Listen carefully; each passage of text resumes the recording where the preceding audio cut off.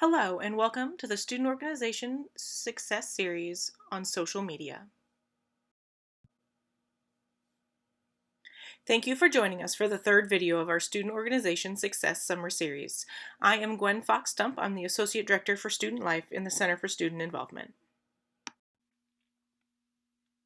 How are you using social media in your life? On the personal side, many people use it to keep in touch with people who might be far away, to watch funny videos, or to keep up to date on the news. On the professional side, are you following businesses that might help with your professional development or give you an answer to an interview question? Or are you following groups that might help you to learn a little bit more about your student organization's mission? So why is social media so important right now for your student organization? Well, to start with, there's going to be less opportunity to meet with students face-to-face, at least for the fall semester. This gives you a place for you to share your organization's story. It gives you an opportunity to have an impact in the areas that you work with. It's a great way to show the creativity of the members of your organization. And it's a way for you to get instant feedback and have conversation with those that you might not be able to see face to face. Here are 6 best practices when it comes to social media. Be strategic. Be accurate. Be active. Be responsive. Be respectful. And be smart. You need to know what platforms you're going to be posting on. You need to make sure that everything is spelled correctly. You need to respond when people reach out to you. You need to know that you're representing not only your organization, but your national or international organization and the University of Dayton. And you need to be following any policies that have been put forth. So this really is all about developing your brand. There's a strategy for you to be able to do that. On the left, you'll see some bullet points for you to be thinking about. Your objective, your audience, your voice, your tone, what platforms you want to be on, what content you want to share, the process that sharing is going to happen, and how are you going to measure if you're reaching out to the right groups.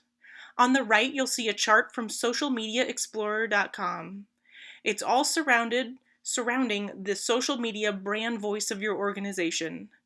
Take a look at all the different squares and see how your organization can best speak to its population. Take some time to figure out what the right platforms are for your organization. Studies show that college students are on Snapchat and Instagram, with some on Twitter. Your parents, alumni of the organization or of the university, and community members are mostly on Facebook.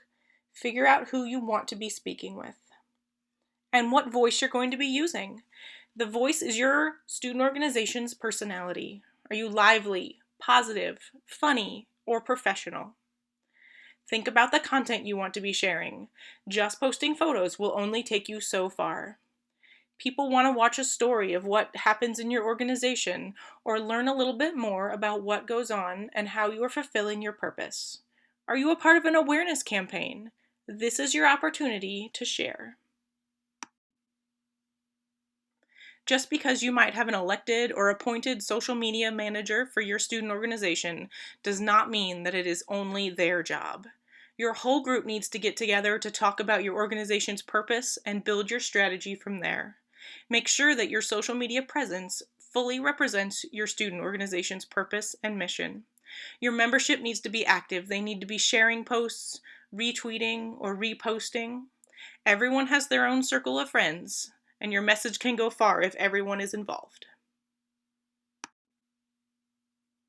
Student organizations open up social media accounts with the best of intentions. Make sure you're paying attention to your audience response, the diverse cultures, identities, and perspectives of those who are following you or who can see your messages. Make sure you're identifying accounts and hashtags that you want to be attached to or linked with. You want to be able to join the conversation that's already happening. You don't need to reinvent the wheel. And be careful about linking to personal accounts. If you have to think twice about your organization's mission or purpose or who's going to be seeing a message, you probably shouldn't post it. So how do you drive engagement to your social media accounts. Know your audience. Be looking at your analytics to see who is following you and who might be missing. Use that opportunity to reach out to different groups by hosting polls on Twitter, questions and answers on Instagram, doing this or that posts, or utilize specific hashtags to your group. This will let your followers know that you're there and you're looking to engage with them and share whatever your mission or purpose is. A great way to get to know other student organizations on campus is to collaborate via social media.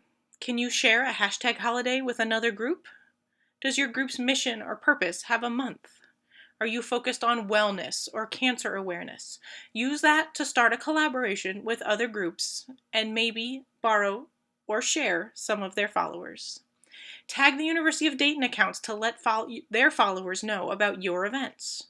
Tag your national or international organizations if you have them so that they can know about all the great things that you're doing. Take some time to figure out your next steps. Work with your exec board or your social media manager to create a content calendar for the fall semester. Figure out what platforms work best for your student organization. Determine your group's voice. Do you only want to be professional? Are you a silly and fun organization? Is your goal to reach out to alumni? Share this information with others in your group. Work to implement social media analytics to learn more about your followers and how you can better engage with them or to grow your social media presence. We have 3 more sessions planned for this summer series for student organizations. They'll be on virtual programming, how to run a digital meeting, and how to recruit in pandemic times. I hope you'll join us for all of those. If you'd like to continue this conversation, please feel free to reach out. My email is gfoxstump1@udayton.edu, or you can email our main Student Life email account at studentorgs@udayton.edu. Thanks for spending a little bit of time with us.